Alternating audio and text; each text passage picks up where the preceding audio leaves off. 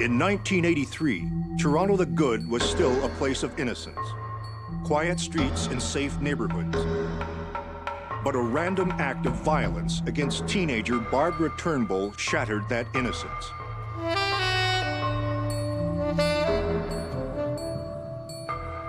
Could detectives and forensic scientists catch the culprits and bring justice to a shaken city?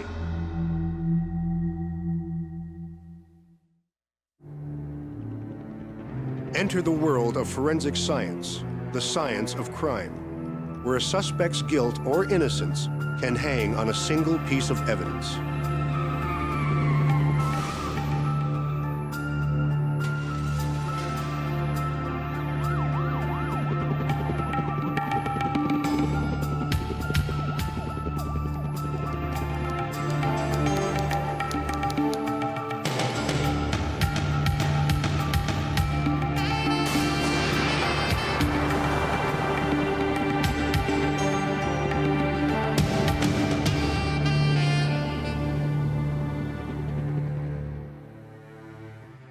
Most of us believe that evil exists, but few of us have ever come face to face with it. This is a story of a 17-year-old girl who was forced to face it and how it changed her life. Exhibit A, a Colt Python, also called a snake gun. It started with a gun store robbery in a Toronto suburb. While the gang diverted police to a local bank where they had set off a propane tank, they broke into a gun shop on the other side of town.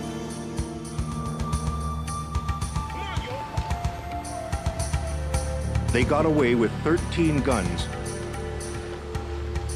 including a .38 Colt Python. If there was such a thing as a typical teenager, Barbara Turnbull was it. An average student from a large working-class family headed by a single, hard-working mother. Barbara was thrilled to work part-time at the local convenience store.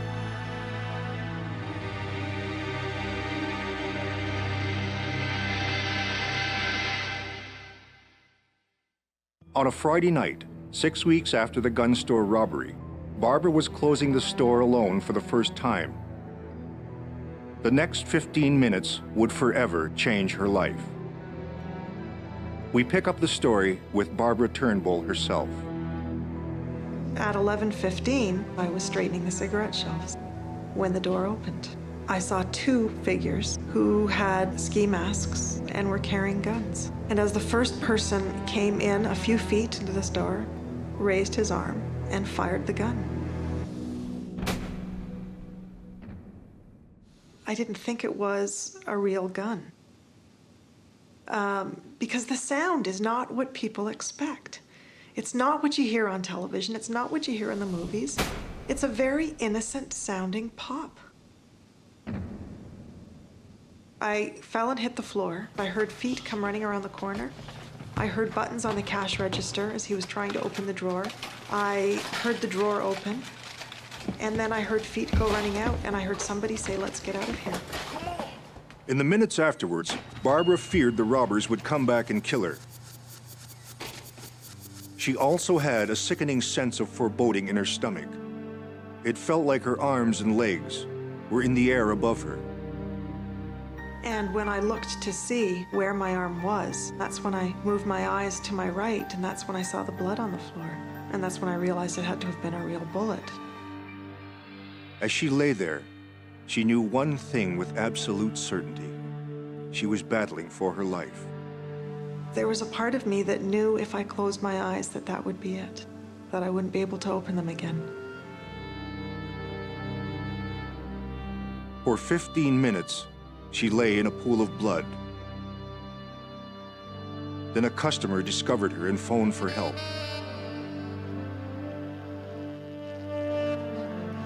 The ambulance attendant who gave her oxygen at the store reported she could move her legs and squeeze her hands on command. But by the time she reached the hospital, she could no longer move anything below her neck, and she could no longer talk. Detective Bill Whitlock was one of the first investigators to question Barbara. Well, communicated a little bit later with her by she blinking her eyes and asked her questions, and she was able to respond with a blink. I was asking how many people, 1, 2, 3, description if she could give me any. Just questions that they could sort of give me information and I could say yes or no to that. While surgeons were trying to save Barbara's life, 3 people were in a dance club celebrating with champagne. One of them, witnesses later testified, even imitated Michael Jackson's moonwalk.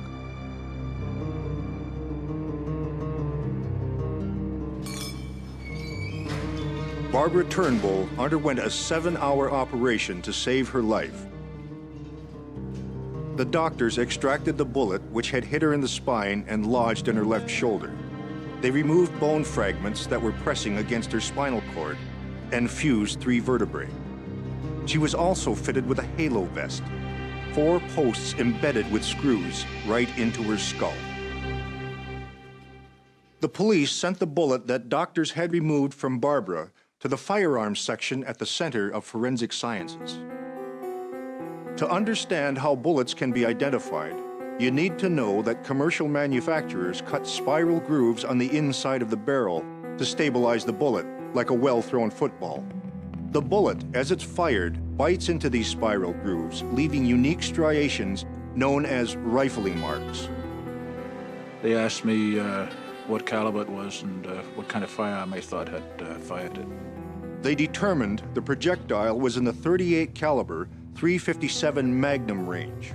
When I examined it microscopically, I found it had been fired from a firearm which was rifled 6 grooves, left-hand twist. In other words, when the projectile passed through the barrel, it was spinning to its left. And that enabled me to say, yes, I know there's only a certain number of firearms that bear those rifling specifications. The most common is probably a revolver made by Colt. Using this information, the police checked out lists of stolen guns and noticed that a .357 Colt was one of the guns stolen in the recent gun store robbery. Who had broken into the gun store? Who had shot Barbara Turnbull? And what would it take to bring them to justice? In the days after the shooting, psychologically, Barbara was in rough shape. Every time I closed my eyes, I got shot again. Over and over again.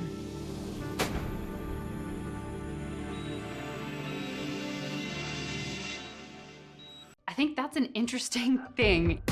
This one piece will make 52 layers. Watch on mobile devices or the big screen. All for free. No subscription required. Earlier on the day Barbara Turnbull was shot, the police had received a disturbing phone call from a young woman. Now, the young lady called in, she'd related facts to being abducted, and they wanted to work the streets as a prostitute. You don't want to deal with me, you're gonna have to work for me. One of the guys put a gun to her head and she thought he was going to shoot her. But the others told him not to hurt her face because they would need her pretty looks.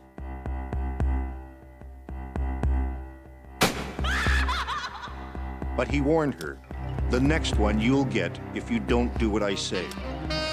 She was so scared she told them she would work for them, but instead she called the police. But there was something else she reported, something especially chilling. She said she overheard the guys talking about holding up a convenience store that night. If only the girl had overheard which convenience store, police might have been able to prevent Barbara Turnbull from being shot. The young woman also gave the police the names of her abductors. The 4 were Hugh Logan, his brother Sutcliffe Logan, Clive Brown, and Warren Johnson. The following morning, the morning after Barbara was shot, the police arrested the Logan brothers and Clive Brown. Warren Johnson gave himself up the next day. Sutcliffe Logan was questioned first. Barbara Turnbull was shot shortly after 11 p.m. And he boasted he had witnesses who saw him at the dance club from 9:30 p.m. on. He maintained he had nothing to do with the convenience store holdup. The next was Clive Brown. Clive admitted taking part in the robbery with you and Warren, but insisted he entered the store after the shooting. In fact, he claimed he had been horrified to see the face of the wounded girl. Barbara Turnbull had been in one of his 10th grade classes. Clive also claimed it bothered him so much he didn't go dancing with the others when they met Sutcliffe at the dance club later that night. Clive said he didn't see the shooting, but he believed Hugh Logan was the shooter. When Warren Johnson was interviewed, he told the police he followed you into the store and had seen you shoot the poor girl. Hugh Logan didn't deny he'd shot Barbara, but he put a particular spin on it. He claimed he was the first one to enter the store, and though he knew someone had to be there, he didn't see anyone at first, so he had his gun up in the air. Then all of a sudden, the girl at the cash register screamed, and it startled him. And he just turned around and the gun went off, accidentally. Basically, they stated they were in there for the robbery, had loaded guns. The gun went off accidentally. The police had a statement case, meaning it was stitched together with the statements taken from the 4 accused. But a statement case is like a house of cards. If one of the accused changes his story or the court throws out one of the statements, the whole case can come crashing down. So it is imperative to back it up with physical evidence. Hugh and Warren directed the police to a back alley dumpster where they recovered a gun and a crushed cartridge. The gun was a .357 Colt, a snake gun. The serial number matched the one stolen in the gun store robbery. The cartridge was a .38. Someone had purposely crushed it to prevent it from being identified. But unluckily for him, he had crushed the wrong part. The part that had been damaged is not usually used for identification purposes. We use the bottom of the cartridge case, the base, where the primer is located, and they'll be just as individual as projectiles. In fact, they're sometimes easier to work with. And you can say, yes, that cartridge case was fired in that firearm and no other. The next question was, could the projectile that hit Barbara's spine be matched to this particular gun? At that point, I then test fired it in a water recovery tank, recovered projectiles from the revolver. And what I do then, I'll compare them to one another. Using a stereoscopic microscope, the recovered projectile was compared to the one removed from Barbara Turnbull. I think it only took me a matter of less than an hour, and I was able to tell them, yeah, in my opinion, that bullet out of Barbara Turnbull was fired from that revolver that you found. As for Barbara, in the days after the shooting, her nightmares stopped. But the reality of her injury became scarier. At first, she found comfort in thinking that she would soon be up on crutches, resuming her normal life. But gradually, one illusion after another was stripped away. When I gave up the notion of being on crutches and being able to do everything for myself, then in my mind, I was at least going to have my arms, my hands. And when I didn't have that, then it was my fingers were going to be curled, but I'd still be able to eat on my own. But a callous resident, perhaps thinking he was doing her a favor, slammed her with the brutal truth. And said, look, you're a quad, you're going to be a quad, you're on a respirator, this is the way you're going to be. This is the way your life is going to be, and the sooner you adapt to it and accept it, the better. Now she knew she was imprisoned in a body that could not move. It was beyond unfair, perhaps even beyond livable.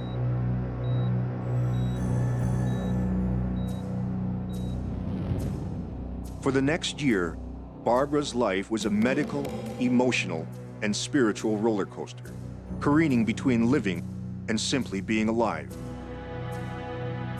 Beneath it all lay the question why? Why me? Why was she shot without even being asked for the money?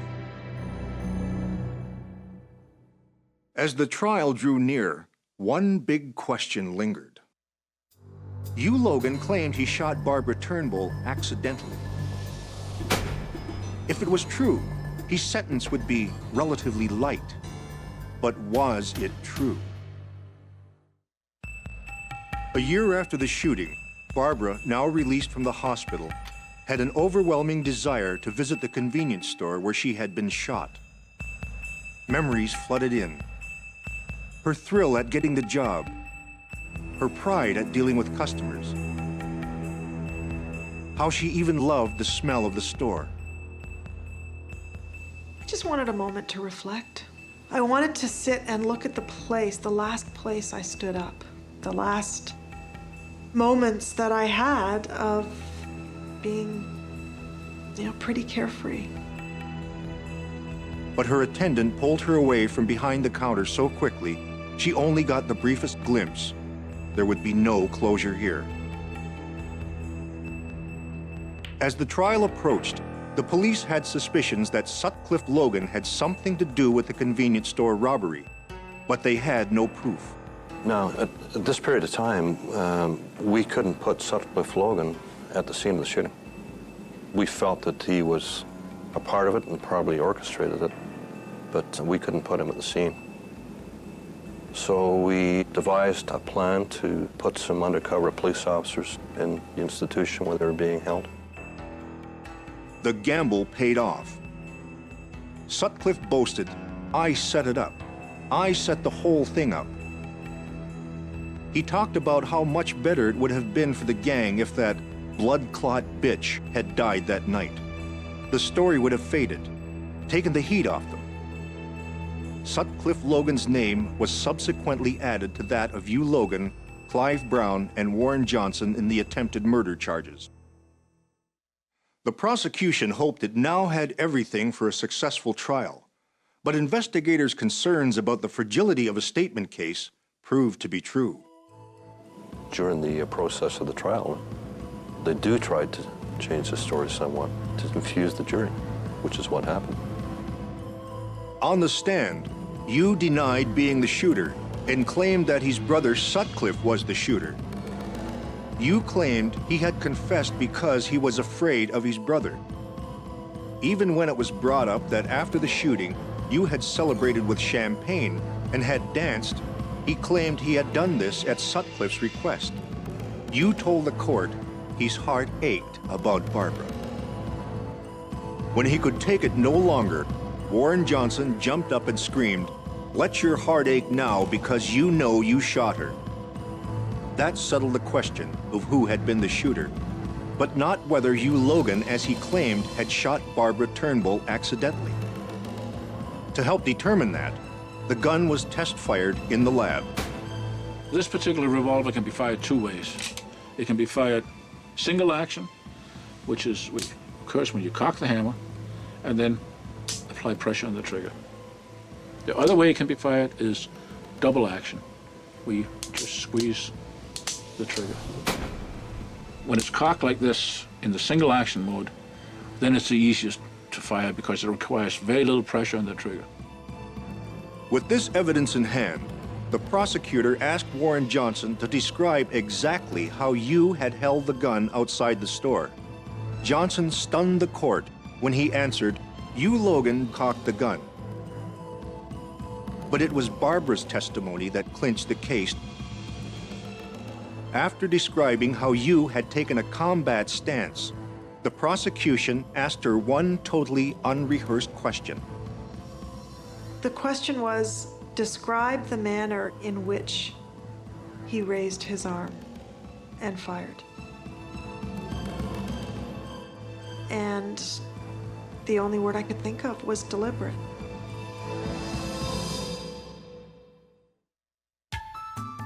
The gang had wanted to set up a prostitution ring, So Sutcliffe Logan had masterminded the gun store break-in, the abduction of the girl, and the convenience store robbery.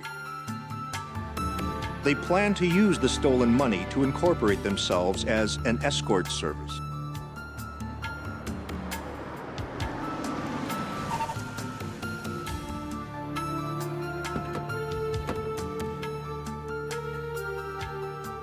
What had not been planned was that you, Logan, cocked the gun.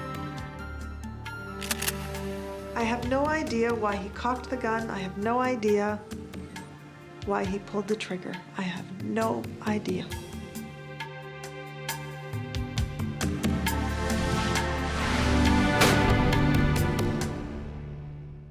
Stupid, stupid, stupid, stupid. It was a waste of, I'm not saying that my life was wasted, but it was just an incredible, incredible,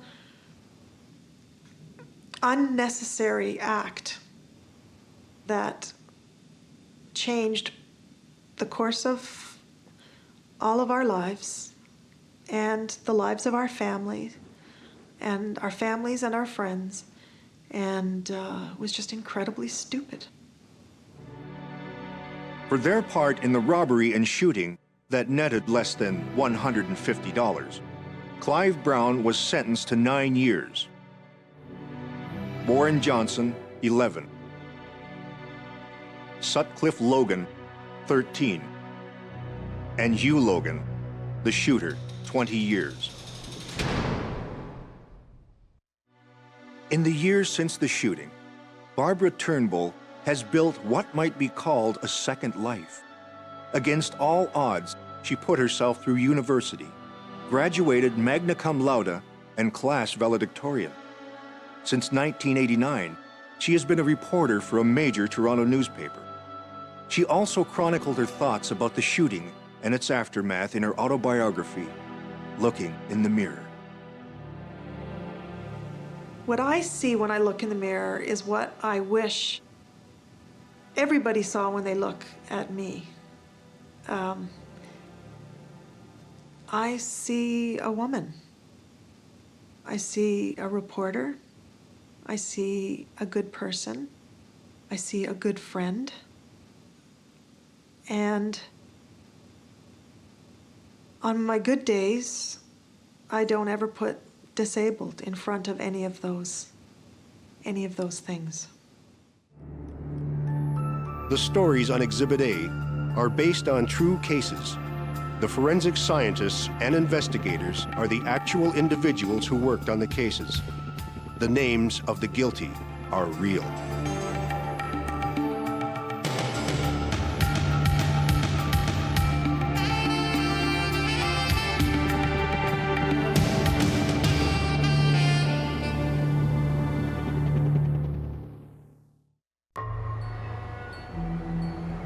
A string of terrifying sexual assaults. 9 eyewitnesses, an arrest and conviction. And then another attack. Is this the work of a copycat, or is the wrong man behind bars?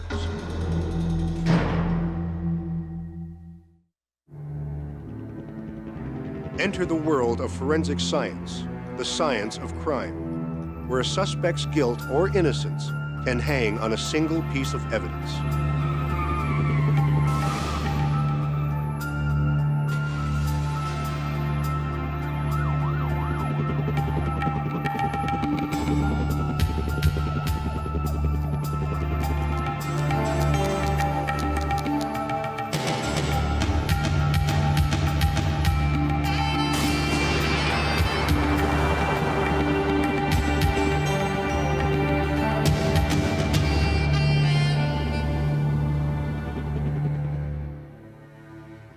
Violent crime is always a frightening and traumatic experience for the victims.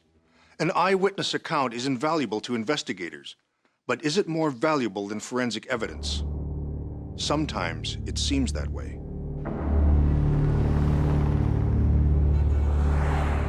Chicago, 1990. Beauty shops dot the city's south side. The one belonging to Loretta Nelson is bustling with regulars when a stranger steps through the door. He is not looking for a haircut. He pulls out a gun and herds the women into the back.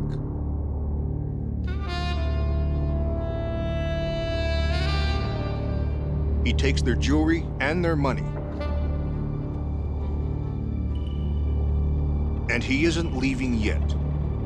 He tells Loretta to take off her clothes. As the other women watch in horror, he forces her to perform oral sex.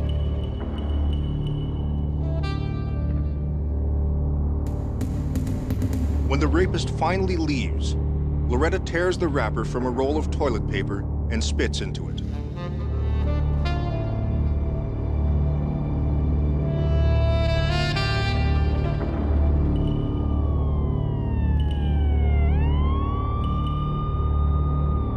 Police arrive to find what is now a familiar crime scene. It's the 5th rape and robbery attack in 18 months by the man who's come to be known as the Beauty Shop Bandit. This time, there is one difference. Some physical evidence has been left behind.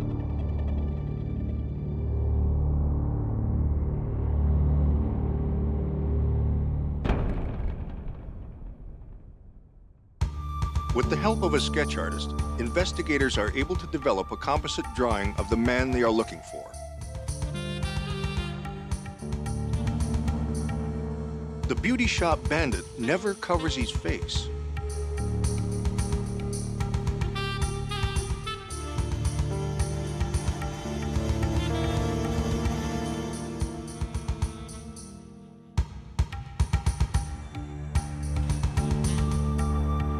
The sketch of the Beauty Shop Bandit is distributed widely in police stations, throughout the neighborhood, and in newspapers. Weeks go by and police have no leads. Loretta's business is not doing well. The last place a woman wants to be is in a beauty salon on Chicago's South Side.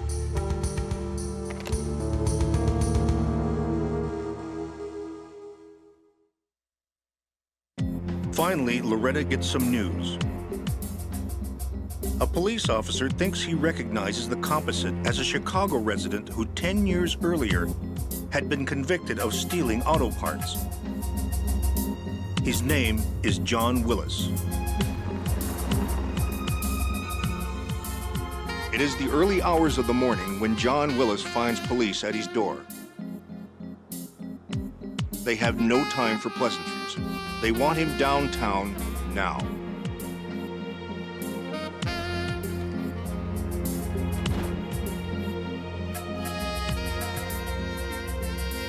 At the station, police question Willis about his actions on specific days over the last 18 months. They don't like his answers. He says he can't remember. How could anyone remember? Police tell Willis they have witnesses who remember. Witnesses who will identify him as the notorious Beauty Shop Bandit.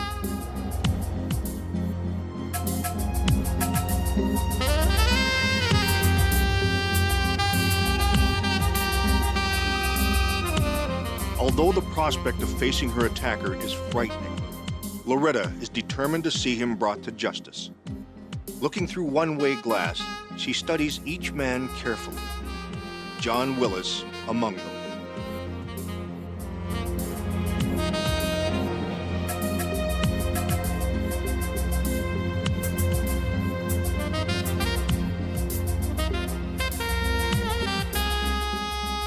The other victims of the Beauty Shop Bandit are brought in. 9 of them choose the same man as the man who terrorized beauty shops, the man who robbed them at gunpoint, and who violated them. That man is John Willis. Despite his claims of innocence, police arrest Willis and charge him with the 5 beauty shop attacks. As Willis waits for his trial, police await the forensics reports on the crime scene evidence.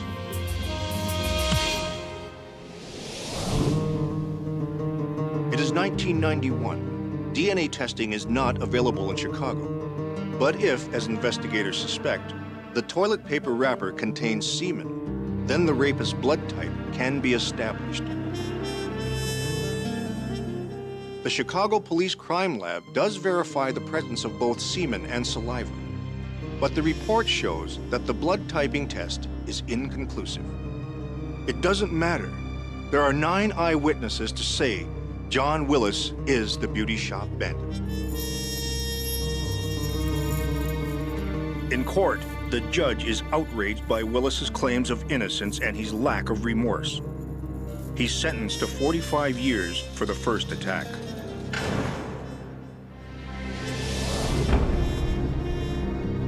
With Willis behind bars, Loretta can pick up the pieces of her life. Chicago's South Side is safe once again. Or is it?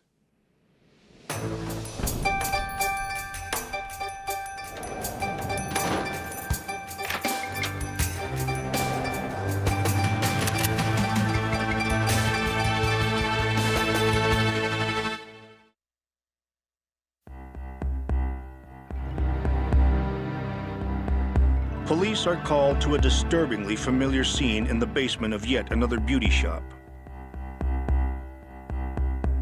The frightened victims recount their ordeal of robbery and oral rape. They describe their assailant to police, a copycat, investigators conclude.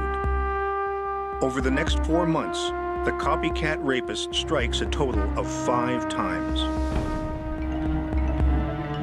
A fingerprint on a glass at one of the crime scenes leads to a known offender named Dennis Magruder. Several victims identify Magruder as the copycat rapist.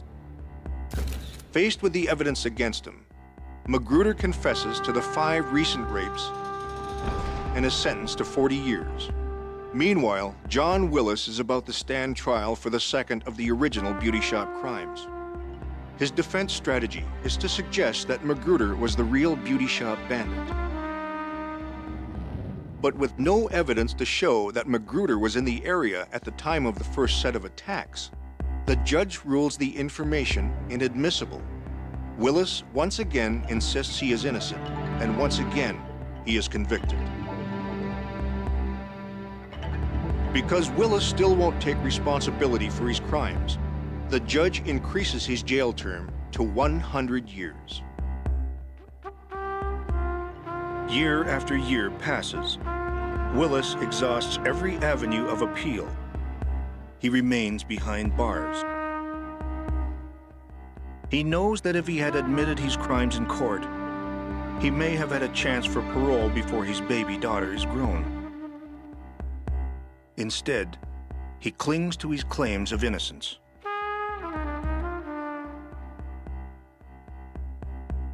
John Willis has served 7 years when his case is given to an attorney at the Public Defender's Office, Greg O'Reilly.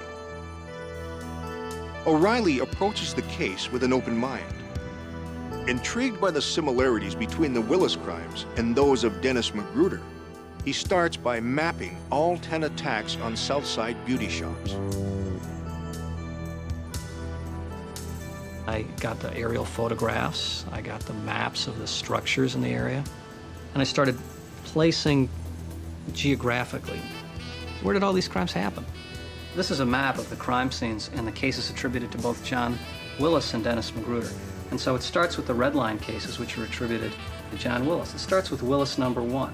It moves up here a few blocks to Willis number 2, back down to this block, Willis number 3, Willis number 4, and Willis number 5, back right up here across the street.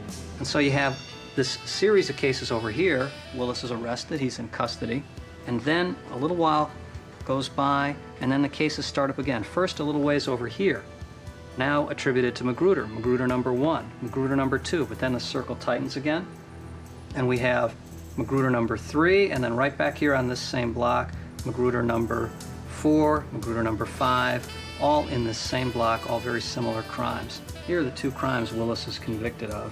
serving 100 years. And then we find 2.5 blocks down the street, Dennis Magruder's residence. And it was like a wheel, and in the center of the wheel is Dennis Magruder's house. John Willis lived in a completely different part of town. Could the wrong man be in jail? 9 women who watched the beauty shop bandit at work certainly don't think so. It's hard to believe that they could be wrong. After all, they saw him with their own eyes. John Turnbull, a psychologist at Toronto's Ryerson Polytechnic University, is an expert in eyewitness testimony. He points out that witnesses can make mistakes. We know that memory is prone to error, and there's a nice distinction we can make between 2 categories of errors.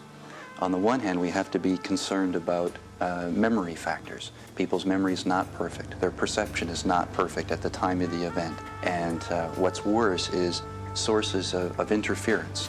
If they talk to other victims or witnesses of the crime, we run the risk of distortion. Could that have happened here? Could something have distorted the memories of the women before they saw John Willis in the lineup? O'Reilly's beginning to think so, but he can't prove it yet. He's hoping that brand new legislation may help. It allows prisoners access to DNA testing even after appeals have failed. This could prove once and for all Willis's guilt or innocence. A judge orders Chicago police and prosecutors to turn over semen samples for testing. The state attorney's office tells him that all the evidence has disappeared. 20 exhibits, including the semen-stained toilet paper wrapper, have vanished, and with them, O'Reilly's case. You know, it kind of takes the wind out of your sails, really, because you're looking at a case now, you think, it really looks like a bad case. It really just didn't have a good aroma to it. Is this more than mere incompetence? All Willis knows is that his last hope has been dashed.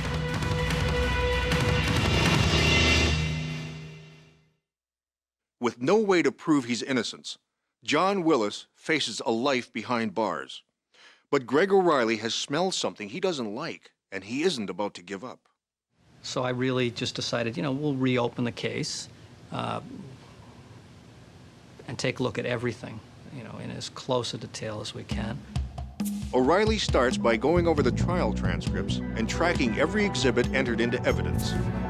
He compiles a detailed chart. You know, when I had the charts complete, I pretty much knew who the players were, where the evidence went, and who should have it. One exhibit in particular puzzles O'Reilly. An absorption inhibition test was originally performed on the semen-stained piece of toilet paper wrapper to determine the rapist's blood type. The court was told that this serology test had proven inconclusive because the substrate didn't turn out. Substrate is simply material upon which some biological substance is deposited. So, for instance, in this case, the substrate was the toilet paper wrapper, okay? Back then, they still had the toilet paper wrapper. They could have redone the test. O'Reilly wonders why they didn't. Well, I was looking to see, you know, what went on with the serology testing. How could it be inconclusive? It didn't seem to add up. Eventually, a clerk at the police department faxed me the laboratory notes, which seemed to indicate that Willis was a type B, the attacker was a type A. It was a blood typing exclusion on the semen stain. Big news. You know, I mean, my heart was racing. I mean, it was about 4:30 in the afternoon. I don't know if I slept that night. I just kept saying, how could this be? He's a B, the attacker's an A. More incompetence? The media has a field day with the news. With the case once again in the headlines, the victims of the beauty shop bandit are forced to relive the nightmare all over again. But despite the controversy, they remain absolutely convinced that the man who attacked them is John Willis. For most of us, it's hard to believe that all 9 women could be wrong. For psychologist John Turtle, the part that's hard to believe is that all 9 picked the same man. So unfortunately, our conclusion in cases like that tends to be that there might have been something about the way the lineup was constructed or presented to the witnesses that led them all to pick the same guy out. The problems may have started with the composite. Willis does look a lot like the composite sketch. A poorly elicited description can lead to potentially a poor composite to begin with. That might make a police officer think, hey, I know who that guy is. They go and find that guy, put him in a lineup for whatever reason. He gets picked out because he looks more like the offender than anybody else. But what if Magruder, the man who confessed to the copycat crimes, had been in the lineup? Would they still have picked Willis? Now Magruder and Willis find themselves in the same prison. Feeling desperate and seeing no other way to get justice, Willis confronts Magruder and begs him to admit that he is the beauty shop bandit.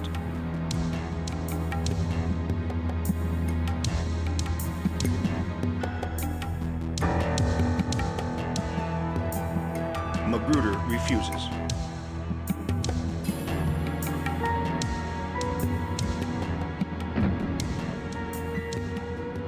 On the outside, O'Reilly is keeping up the pressure by raising questions in the media about the original investigation and prosecution.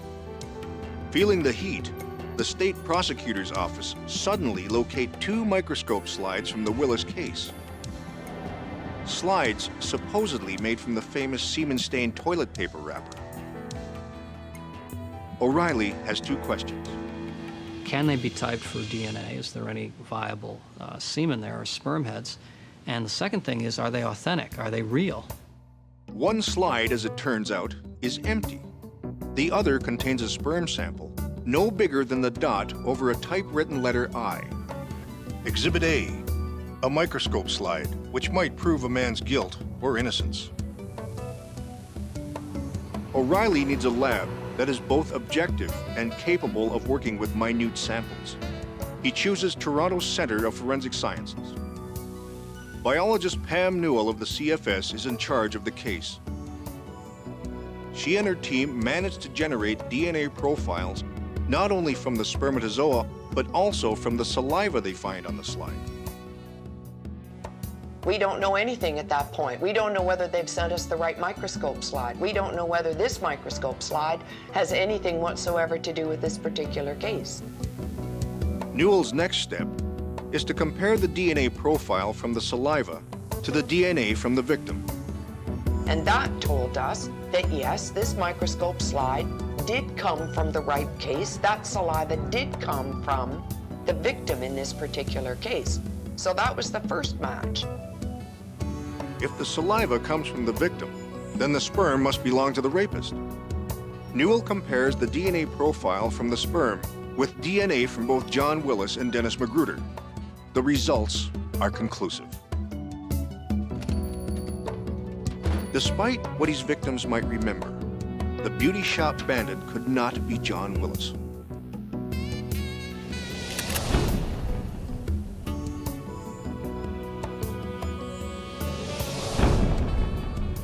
When you make the comparison between the profile from Magruder, you find that in fact the profiles are identical. They're exactly the same.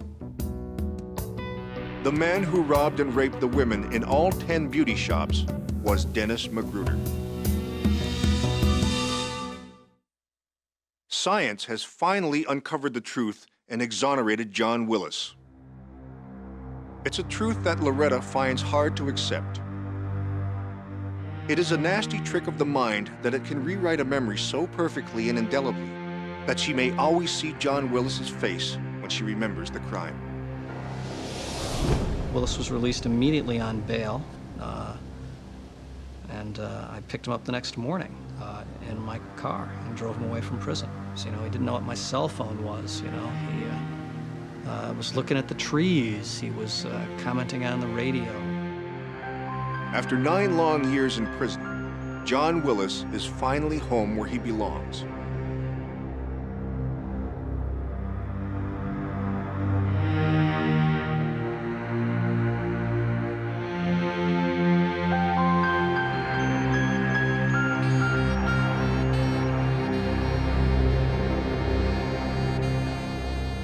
Unfortunately, this is not such an unusual story. 90% of those who have been freed by post-trial DNA testing were convicted as a result of eyewitness testimony. You can only wonder how many still remain behind bars. The stories on Exhibit A are based on true cases. The forensic scientists and investigators are the actual individuals who worked on the cases. The names of the victims are fictitious. The names of the guilty are real.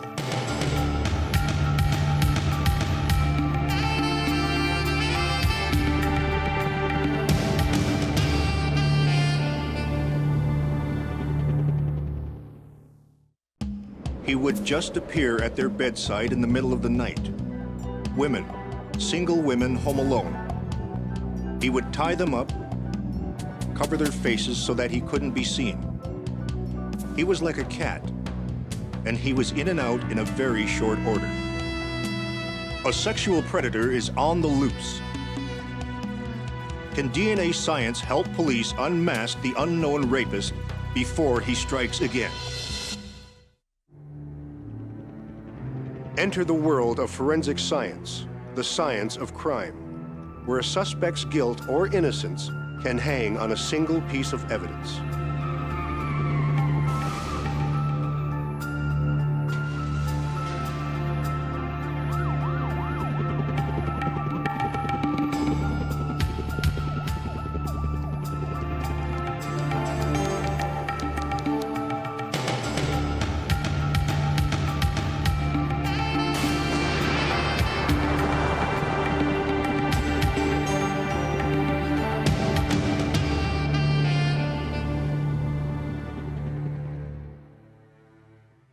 In the last decade, DNA has become a major crime-fighting tool. One scientist has even called it God's gift to forensic science. But let's go back to a time before this mighty tool was in the forensic arsenal.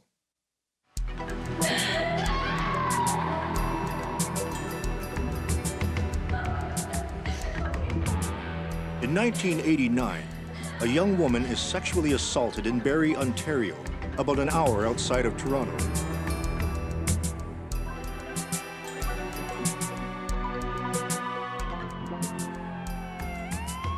The detective who arrives comforts the hysterical woman and hears her gut-wrenching story of how the rapist attacked her while she was sleeping.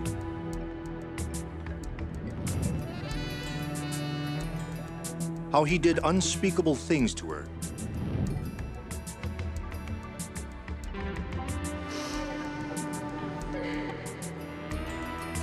In her bedroom, a forensic identification officer bags items to test for any possible clues as to the rapist's identity. The woman says she was forced to wear a blindfold even when she showered, so she never saw the rapist's face. But on the floor by her bed, the police find a man's wallet. The wallet belongs to a Michael Giroux. Michael Giroux is a professional photographer in the Barrie area. He owns a small studio called the Kiss Hut, which specializes in wedding photos. The boy next door. I mean, he's the type of guy that you would probably take him to the corner store and have a beer with him. I mean, he was just that type of guy, polite. Please, thank you, no thanks, appreciate it, but no, I mean, he was a likable kind of guy. Michael Giroux tells the police that his wallet was stolen days before the rape. But under further questioning, he breaks down. he confesses that after having a painful argument with his former girlfriend Annie, he'd gone for a walk. He passed a window, glanced inside, and saw a girl lying naked. And he just lost it. He tells the police he's devastated by what he's done. He's afraid that this one stupid mistake will ruin his life. As a matter of procedure, the police ask him for a saliva sample. If he recants his confession, they may need this sample to compare to evidence collected at the crime scene. This happened in 1989, the year forensic DNA was first introduced in England. Canada, like the rest of the world, was still using the less discriminating ABO system. The ABO system could only classify biological fluids, saliva, semen, mucus, into one of four major blood types, A, B, AB, and O. But Giroux's saliva doesn't play a role in his trial, since he pleads guilty to raping the Barrie, Ontario woman. He indicated to His Honor that this was a one-time thing. He didn't know what had come over him, he didn't know why he had done it, but he did it, and he was very apologetic, and it wouldn't happen again. Michael Giroux is sentenced to 3 years in prison. While he's in prison, his house in Barrie is sold. When the new owners clean out the basement, they find what looks like an old ashtray. This is the exact ashtray that was found at one of the residences that the offender lived at, and when the people were cleaning it up, they found in the basement, just thought it was an old ashtray, so they went to grab it, realized that the lid came off it. So they had a look inside, and inside they found a wallet that was all duct taped together, and inside the wallet were several pieces of identification. The IDs belong mainly to women and a few men, but whose are they? And why are they in Giroux's basement? In the following months, investigators locate the owners of the IDs. Most live in Toronto's High Park area. A few have been victims of break-and-enters, but one particular story catches the detective's attention. Her name is Lucy James. When the detective shows her old driver's license, she breaks down. She explains that her ID was stolen 8 years ago by a man who sexually assaulted her. She had been doing the laundry. He was hiding in her bedroom. He held scissors to her neck, blindfolded her, and in a soft Irish accent whispered he wouldn't hurt her if she did exactly what he wanted. Then she heard him snapping photographs of her.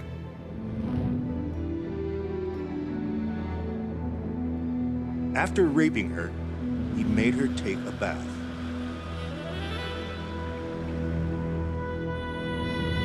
At the time, the police had collected Lucy's sheets and robe to test for biological clues, but the ABO blood type system couldn't help identify the unknown assailant. When the rapist left, he had taken Lucy's driver's license, the same driver's license found in Giroux's ashtray 8 years later. Investigators find out that the assault on Lucy James was only one of a series of rapes committed during the 1980s by an assailant the police dubbed the High Park Rapist. Since serial rapists frequently live near the area of their attacks, investigators note that Michael Giroux lived in the High Park area from 1983 to 1986. They also find out that during those years, more than half a dozen rapes occurred within a 10-block radius of Giroux's apartment. Weighed against these facts, investigators learned that Giroux was living with his girlfriend Annie during this period. He doesn't have an Irish accent, and even after he moved to Barrie, the High Park rapes continued. In fact, as recently as 1990, a French nanny was raped in her High Park apartment. Is Michael Giroux a cunning serial rapist? Or is he, as he claims, a regular guy who just lost it one night and made a single stupid mistake? And if Giroux isn't the High Park rapist, who is? By late 1992, detectives are zeroing in on Michael Giroux as a serial rapist, possibly the High Park rapist. Then unexpectedly, he is released from prison to a halfway house in nearby Hamilton, Ontario, having served less than 9 months of his 3-year sentence for rape. Investigators put him under surveillance. But Giroux is Mr. Normal. He is out looking for work and has a new girlfriend. Meanwhile, the police continue to re-interview the High Park rape survivors. Woman after woman tells a strikingly similar story about the unknown intruder. He would just appear at their bedside in the middle of the night. Women, single women, home alone, in the same geographical area, in one particular instance in the High Park area. He would tie them up. In some instances, he took photographs, or what they believed were photographs being taken of them. He would always usually cover their faces so that he couldn't be seen. He was like a cat. He just sat upon them, very quiet, didn't hear a thing, and he was in and out in a very short order. And the stories were pretty much the same through each and every instance. And one final piece of the High Park rapist's MO. Following many of the rapes, the women were forced to bathe in order to wash away any evidence of the rapist's biological fluids. By 1993, Toronto's Centre of Forensic Sciences has established a formidable DNA lab. What is amazing about DNA, from a forensic point of view, is that with the exception of identical twins, no two people have the same DNA, and each person's DNA is found in every body cell and in every cell of their bodily fluids. But the first challenge in seeing whether DNA can help solve this case is to see if any of the biological samples still exist from the old sexual assaults. Most of these cases occurred when DNA didn't even exist at the Center of Forensic Sciences. So people might not have thought about DNA, and was anything retained? Was there a vaginal swab in a freezer somewhere at the Center of Forensic Sciences or with the police that we could test? A semen-stained garment, did it still exist in a case somewhere, maybe in a police locker? And now we have the ability to test these things with DNA. Can we find items that we can test? As the police search storage facilities, detectives get a call from a social worker at Giroux's halfway house. She is concerned about Giroux's attitude towards women and cites the result of his phallometric test, a mandatory test administered to convicted sex offenders. The test involves wiring the offender to a piece of equipment. Photographs and videos of graphic violence and child pornography are shown on a screen, and the device records the offender's sexual response. Michael Giroux fails the test miserably. He claims that the reason he failed is that he has a mild epileptic condition similar to Tourette's syndrome, but it is never substantiated. Investigators also receive records from as far away as Florida that Giroux has been convicted of 10 peeping Tom offenses in the past. Rapists often start out as peeping Toms.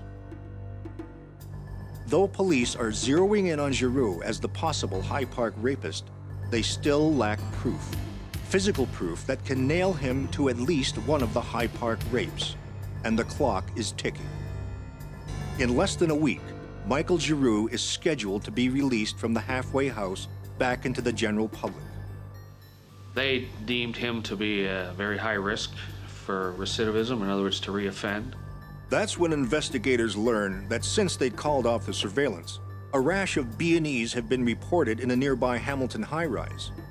Their records show that 10 years before, Giroux worked in the high-rise as a superintendent, and investigators suspect he retained a master key. Based on reports of stolen goods in Giroux's possession, Giroux is arrested and charged.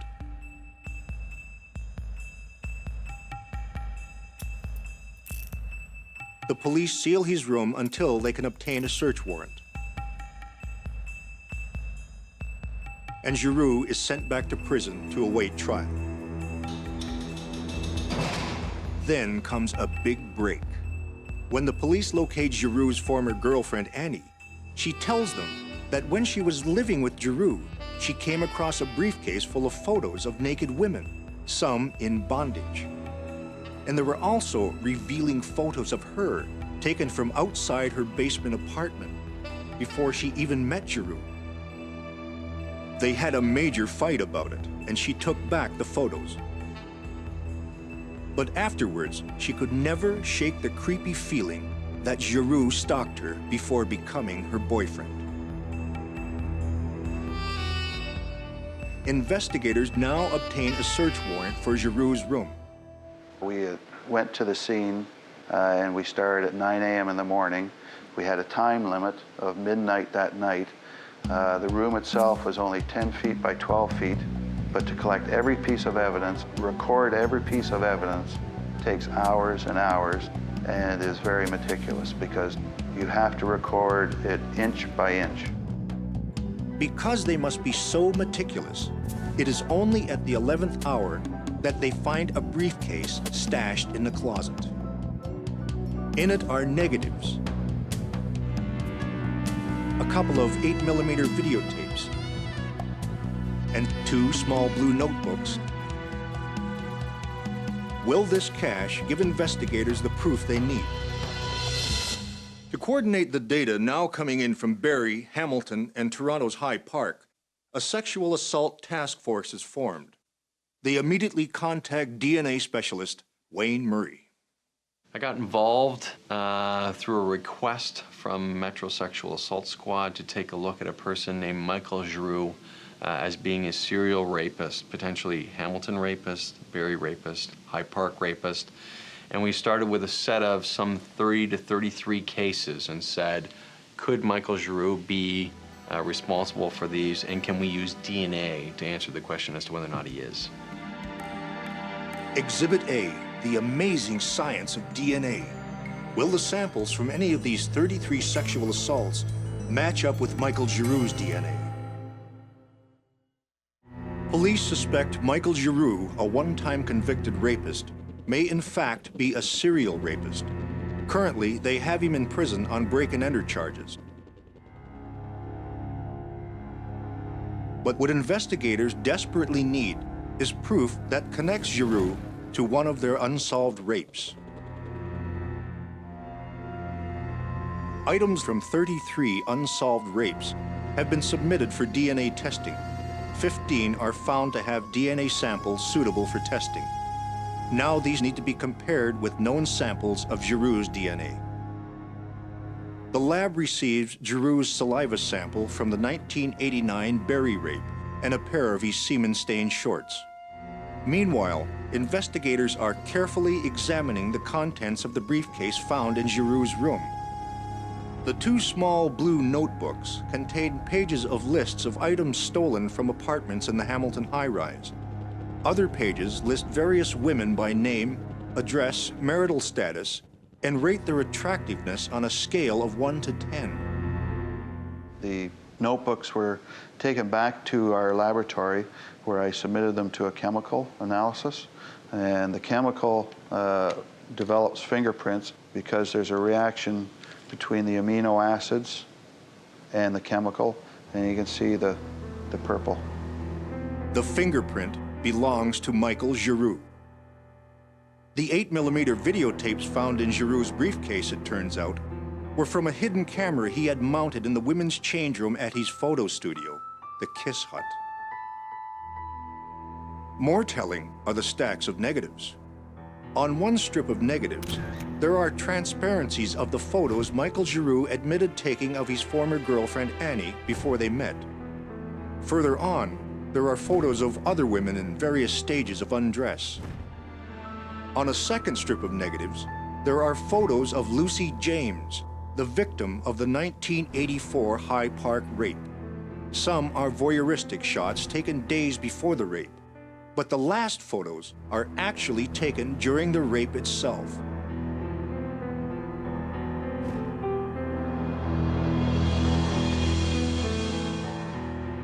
careful examination reveals that the two strips were originally part of one strip. Someone cut them apart with scissors. But in the lab, these two strips are placed alongside one another, and they match perfectly. I took the strips of film and physically, first I matched up the numbers of the frame, and then I put the two strips together, and you can actually see the characteristics of the cut matching. And then, of course, you can see the frame numbers sequentially progressing along.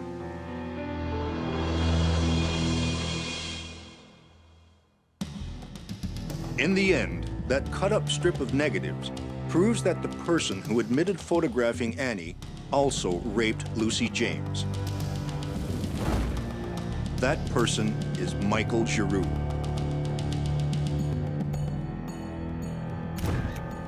The DNA lab also comes up with results. Michael Giroux's DNA is consistent with 4 of the 15 samples suitable for testing. Though Giroux was handsome and had girlfriends, rape is not about sexual starvation. It's about power and control. While Giroux may have looked like the boy next door, he was, in fact, a full-time systematic sexual predator. Giroux was nocturnal. He would prowl his neighborhood between midnight and 7 in the morning. He would stalk women. He would peep in their windows and photograph them. He would study the locks on their doors with the intention of cutting his own key. Then he would plan and commit the rape.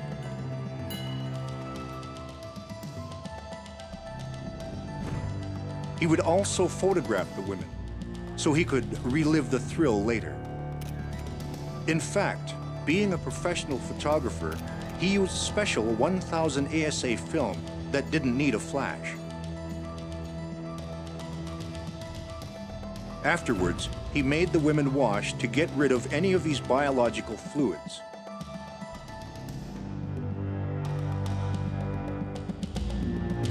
Giroux would often steal jewelry or a camera, but what he really stole from these women was their souls, their peace of mind, their present and future happiness.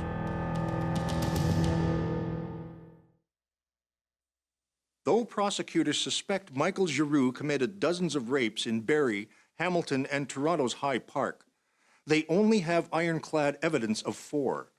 But rather than risk a dangerous offender charge, Giroux pleads guilty to the rapes and is sentenced to 25 years in jail. In a strange and unique twist, the DNA testing in this case not only proved Giroux was a serial rapist, but caught 2 other serial High Park rapists, one of whom police can now prove committed the 1990 rape of the French nanny. But what about the survivors of these sexual assaults? Some say they haven't had a relationship since they've been raped. Others live alone, forever in fear.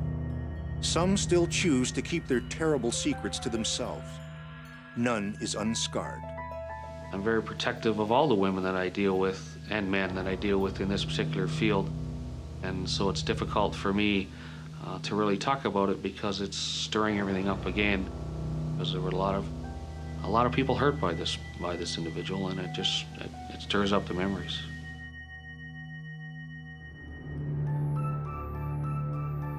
The stories on Exhibit A are based on true cases. The forensic scientists and investigators are the actual individuals who worked on the cases. The names of the victims are fictitious. The names of the guilty are real.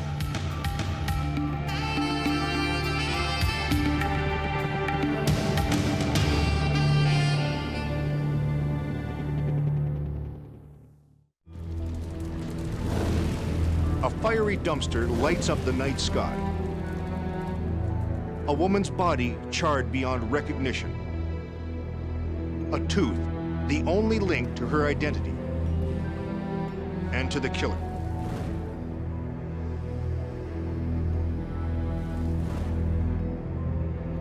But who could have murdered her, and why?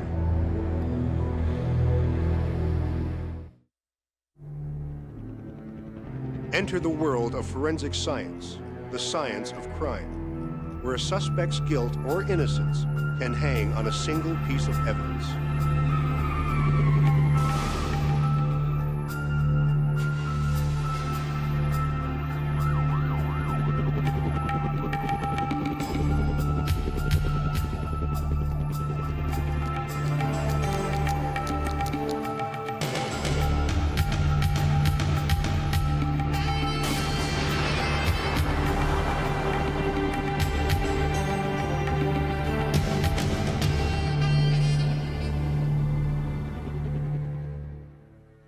Does a moth dream of stars as it flutters near the candle's flame? Enter the hot world of Vancouver. After Hours. A world inhabited by thousands of beautiful young moths playing with fire and dreaming of stars.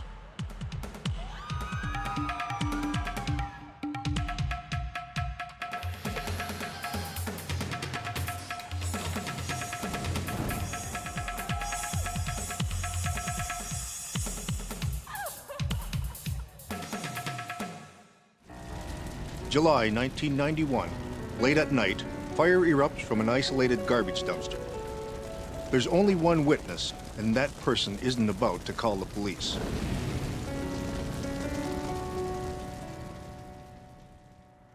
The next morning, a worker from a nearby plant makes a horrifying discovery. The police are called to investigate. A body has been charred in the dumpster inferno. Detective Rick Crook is one of the first on the scene. My initial thoughts were it was so small it looked like it was a child that had been burned because the body had been consumed by the fire so severely. There was very little evidence to be taken from the scene. Gasoline had been poured on the body, turning the dumpster into a crematorium. The body is almost totally incinerated. Nothing remains but a charred mass of bone and tissue. Police have no recent missing persons reports and no witnesses to the dumpster fire. Pathologist Dr. Rex Ferris begins the difficult task of unraveling the mystery of the burnt body. The very first thing you do in order to get oriented is to actually x-ray the body. And it was, in fact, when the x-rays were carried out right at the very beginning of the examination that the recognition that this was a case of shooting was made. You can actually, in the brain tissue, identify what appears to be a bullet track extending from one side of the brain across the brain, and you can see fragments at the back. The autopsy determines that the body is that of a young woman, 25 to 35 years old, shot in the head. Further examination of the facial bones also reveals that she may have been beaten. Her body is so badly burned that even the strands of DNA in her blood and tissues that might identify her have been made useless by the intense heat of the fire. Investigators turn to forensic odontologist David Sweet for help in identifying the anonymous crime victim. It was determined that there were several unique characteristics about this person's teeth. They had gold crowns and a very extensive and expensive dental treatment. They had an extra tooth embedded in the gum between the front teeth called the central incisors, and there was an extra tooth called a mesiodens.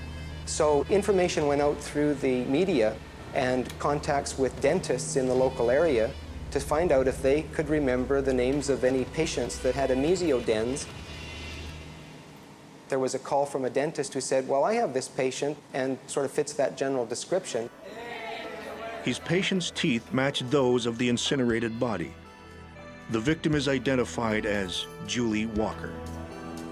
She had been a popular, hard-working waitress at a downtown bar. Everybody liked Julie. She was pretty. She had had dreams of being a big-time model. and had tried out for a centerfold photo spread. She didn't get it. But she wore a special necklace she had got as a gift for trying. 30 years old at the time of her death, she was looking to settle down if the right guy came along. 2 days after the murder, investigators get a break when the fraud squad tells them a woman with Julie Walker's ID tried to remove all the money from Julie's bank account. But the teller knew Julie. She refused to hand over the cash, and the woman fled. Fortunately, her image has been captured on the bank surveillance video. We did blow-ups and everything, the computer enhancements that we could in order to identify the person who went to the victim's account. Without luck. Detective Crook needs to find the mystery woman before the trail goes cold.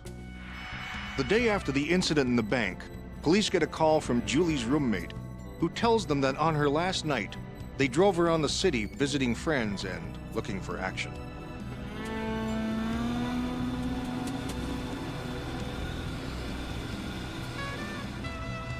The roommate opens a window onto Julie's private world.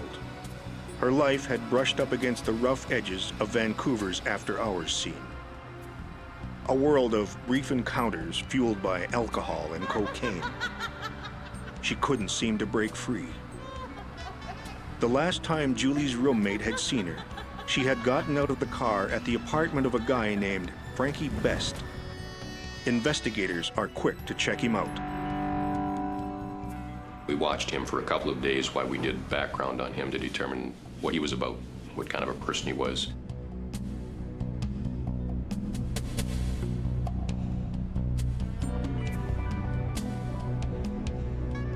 Frankie is the kind of creature that crawls out from under his rock at night. A petty hood and drug dealer. But is he also a killer? Police trail Frankie Best over a number of days, trying to get a take on him and his relationship with Julie. They decide to pull him in for a little chat.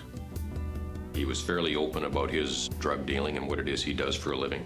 It's amazing how quickly people will talk about such things when the ultimate question to them is, are you responsible for this murder? He tells police an interesting story. He says he had what Julie wanted that night.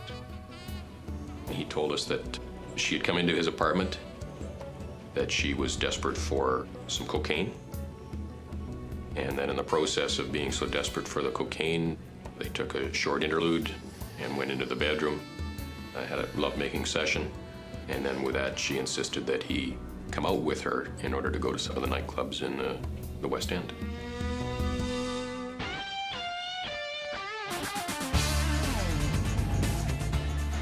Frankie tells investigators that Julie was coked out and wild.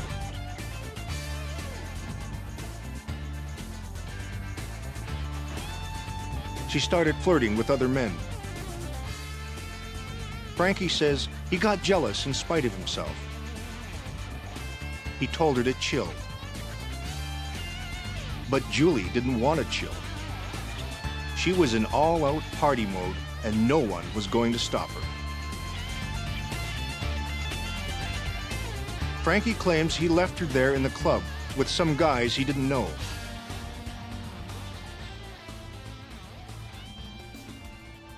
Police tell Frankie not to make himself too scarce while they check out his story. In the meantime, police are still trying to figure out who the woman is on the bank video and what her connection is to Julie Walker. She seems to be looking at something outside the bank window.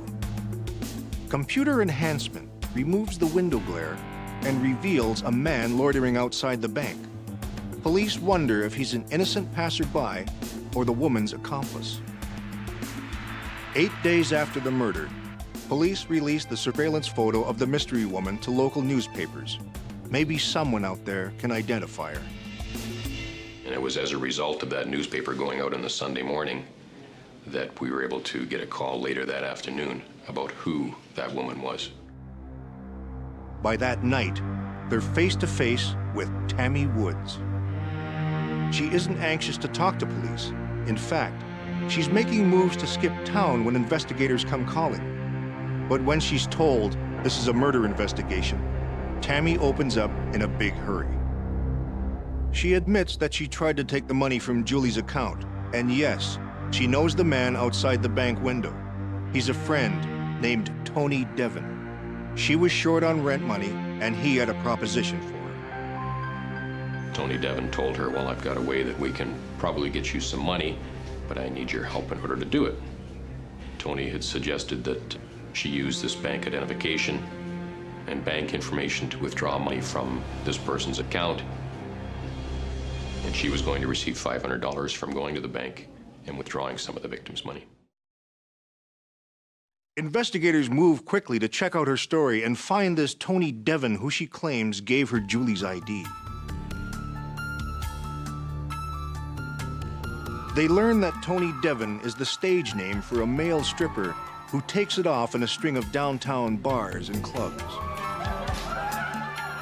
They track down the agency that books his act and learn that Tony Devon's real name is Christian Cruz. Police leave a business card asking Cruz to give them a call. They're eager to find out how he got a hold of Julie's ID. Cruz calls the investigators that afternoon. He's cool. Sure, he'll come in for a talk, but first he has to drop off his niece at his grandmother's in Surrey. He'll drop by on his way back. A police surveillance team follows Cruz to Surrey, but there's no one else in the car. He stops at a house for a few minutes before heading straight back to Vancouver. Cruz is very open with investigators. He says that on the evening of the murder, he had his usual round of dinner and drinks with friends. Later, he spent most of the night with a girlfriend.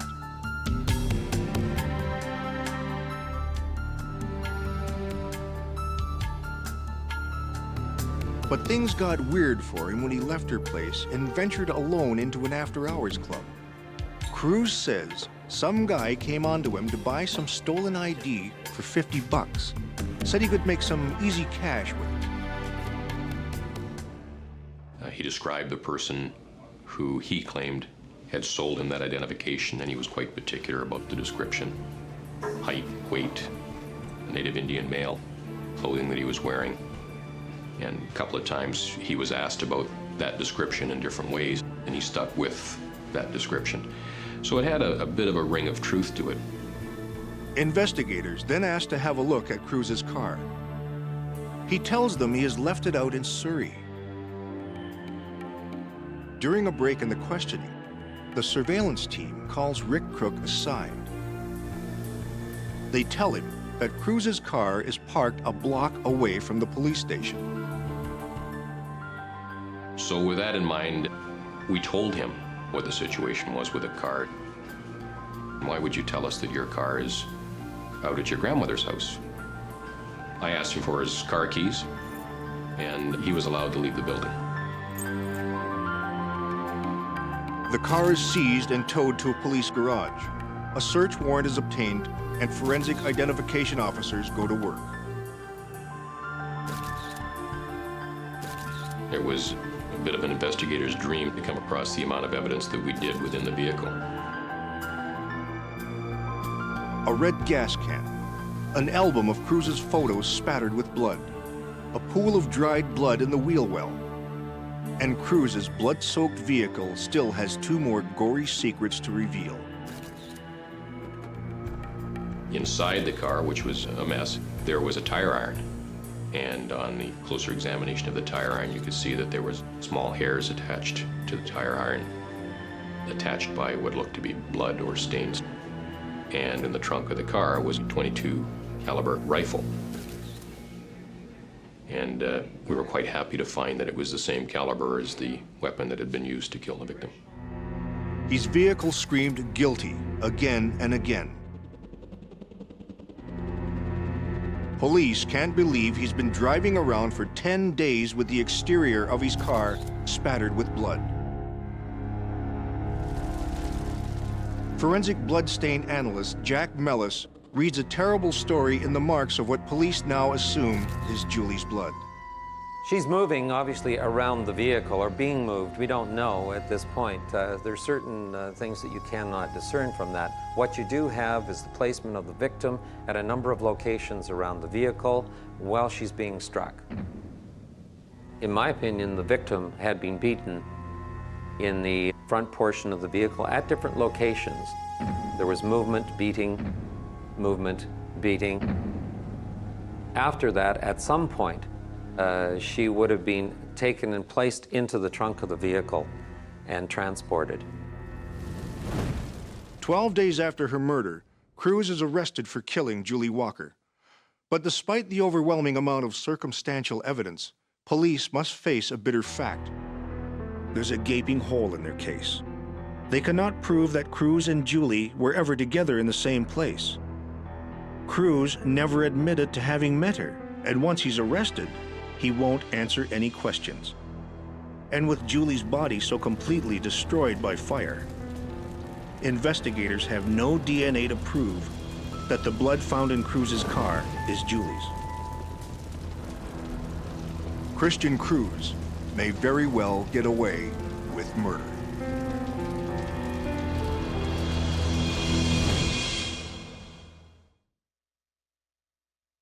Investigators are determined to close the net around Cruz for good. Their best hope is to go back to odontologist David Sweet for help. Dr. Sweet has a new and untested procedure. If it works, it will prove the link between Julie's DNA and the DNA in the blood that covers Cruz's car. But if it doesn't work, Cruz walks free. There were impacted wisdom teeth present in this victim's body. It's my suspicion that they're more inside the core of the body and protected from the heat of the fire. Why don't you look at the inside of the teeth to the dental pulps and see if there's a source of DNA evidence there? The police encouraged Dr. Sweet to test his new procedure on wisdom teeth recovered from Julie's body.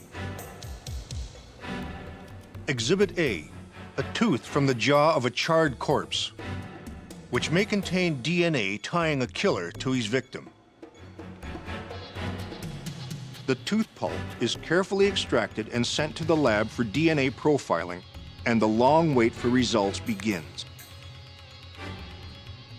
As they wait, investigators continue to build their case against Cruz. They contact the girlfriend Cruz claims he was with the night Julie was killed. She tells them he told her to lie, to say he came early and left late.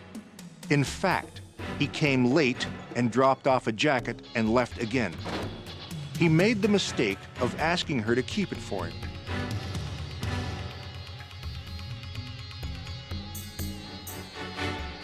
When investigators search the jacket, they find a heart-shaped pendant, the same one Julie got for her centerfold photo session. The chain has been violently broken, and the heart is stained with blood. This is the proof they need that Cruz and Julie were together on the night she was murdered. But it's not proof he killed her. At last, Dr. Sweet receives the DNA results. His new test is a success.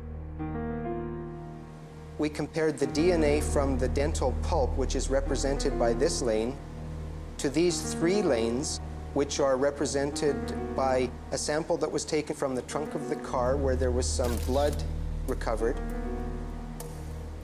a blood stain on a photo album that was also found in the suspect's car, and a blood stain on a cowboy boot. Now, because the DNA profile of those 4 samples is the same, it means that this known sample and these 3 unknown samples originated from the same individual. The blood belongs to only one person, Julie Walker. At last, police have the damning link they need to prove Christian Cruz murdered Julie Walker. Investigators speculate that after she fought with Frankie and he walked out, Cruz picked Julie up in the club. Clearly, they did know each other. There were a number of rumors about what might have happened the night of the murder.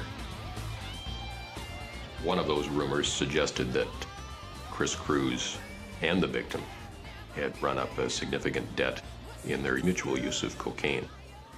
He went to her and said, "Listen, I owe this money. I'm getting pressure for it, for coke that you and I have used." But I think that she basically said, "You're not getting that money." That was probably the spark to the argument that started the incident around the car and him attacking her. No one can be sure what happened to precipitate such violence. But it all went horribly wrong for Julie that night when she found herself alone with Christian Cruz somewhere where her cries could bring no help.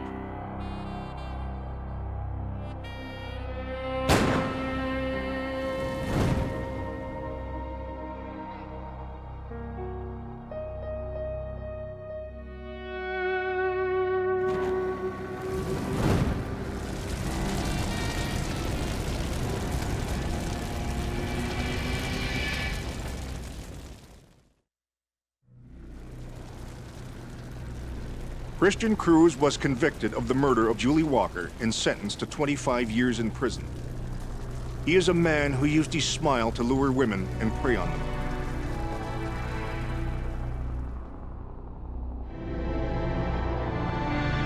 Julie was a woman who gave her smiles easily.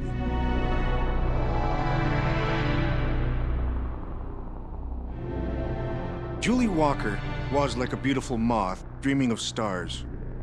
Tragically, one night she flew too close to the flame. The stories on Exhibit A are based on true cases. The forensic scientists and investigators are the actual individuals who worked on the cases. The names of the victims are fictitious. The names of the guilty are real.